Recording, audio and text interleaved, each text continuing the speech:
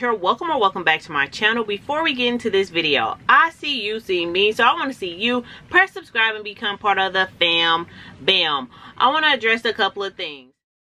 Hey you guys, how's it going? Today's video I'm going to be showing you how I try to gently comb out my hair. I was really nervous to comb out my hair. This is the first time me sticking a comb through my hair to thoroughly get it detangled. Since I've lost all like 45% of my hair from post-COVID symptoms. So I am going to be showing you guys how I gently comb out my hair. I am going to be using mane and tail in this video just because it gives me a little bit more slip, and also it's a really big bottle of conditioner and I don't have to be so frugal with how much I'm putting on my hair to try to get my hair detangled. But my hair was really detangled. My hair was really tangly at the roots because like I said before, the roots of my hair is a lot more thicker now that my hair is growing back in from the post-COVID shedding. So I felt that I most definitely needed to detangle my hair. So that's what you guys are going to see in this video. And then I'm also going to show you how much hair came out at the end. But you guys, I have really stopped pretty much 90% of the shedding from my hair. So if you're interested in just watching me gently detangle my hair, then just keep watching. I don't think I'm gonna fast forward a lot of this video because I want you guys to see how gentle I'm being with my hair and making sure that I'm not snapping any of my hair strands. So yeah, you guys, just please enjoy this video and leave comments down below if you like these longer, more chilled videos with the music playing and me really not rambling through the entire video.